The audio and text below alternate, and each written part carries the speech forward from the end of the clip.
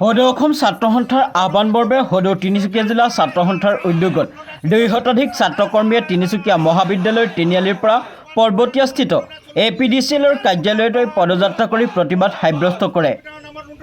BJP চৰকাৰ মুৰ্দাবাদ মুৰ্দাবাদ মুৰ্দাবাদ স্মাৰ্ট মিটাৰ নামৰ লুটনা চলোৱা Himanta Biswa Sarma go back Himanta Biswa go back Himanta Biswa Sarma go back. প্ৰতিবাদী ছাত্ৰ সন্থাৰ কৰ্মীসকলে বিদ্যুৎ বিভাগে নতুনকৈ ব্যৱহাৰ কৰিবলৈ লোৱা স্মাৰ্ট মিটাৰৰ বিৰুদ্ধে প্ৰতিবাদ সাব্যস্ত কৰি অসম চৰকাৰৰ শক্তিমন্ত্ৰীৰ প্ৰতিকৃত মৃতদেহ বিদ্যুৎ বিভাগৰ সন্মুখত ৰাখি অসম চৰকাৰ মুৰ্দাবাদ শক্তি বিভাগ মুৰ্দাবাদ আদি শ্লোগানেৰে পৰিৱেশ উত্তাল কৰি তোলে।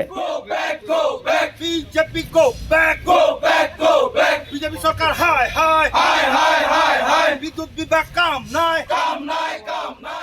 লগতে ছাত্ৰ সন্থাৰ কৰ্মীসকলে মন্তব্য প্ৰকাশ কৰে যে স্মাৰ্ট মিটাৰৰ যোগেদি বিদ্যুৎ বিভাগ আৰু অসম চৰকাৰে কেৱল লুণ্ঠন চলাই আহিছে আৰু অসমৰ মুখ্যমন্ত্ৰীগৰাকীয়ে স্মাৰ্ট মিটাৰ গ্ৰহণ কৰাত নীৰৱতাৰ বাবে তেখেতক তীব্ৰ সমালোচনা কৰে।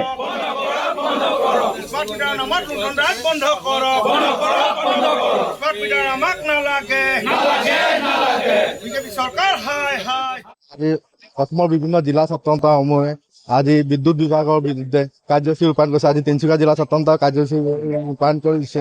আজি স্মাৰ্ট মিটাৰৰ নামত তেওঁলোকে যি লুণ্ঠন চলাইছে, আজি স্মাৰ্ট মিটাৰৰ যোগেদি তেওঁলোকে যি ৰাইজৰ যি আত্মসাত কৰিবলৈ যি চেষ্টা কৰিছে তাক আমি তীব্ৰ গৰিহণা জনাইছো।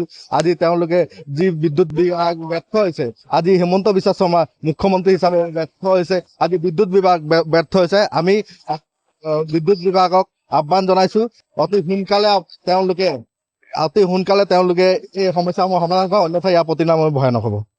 আহ্বান মৰ্মে আজি আমি সদৌ তিনিচুকীয়া জিলা ছাত্ৰ সন্থাই অত্যাৱশ্যকীয় যি বিদ্যুতৰ মাচুল যি বৃদ্ধি প্ৰতিবাদত স্মাৰ্ট মিটাৰ নামত যি জনসাধাৰণক যি জুৰুলা গৈছে বিল বৃদ্ধি কৰি তাৰ প্ৰতিবাদত আজি আমি সদৌ তিনিচুকীয়া জিলা ছাত্ৰ সন্থাই আমি APDCL আজি সহযাত্ৰা কাৰ্যসূচী আমি হাতত ৰূপায়ণ কৰিছো।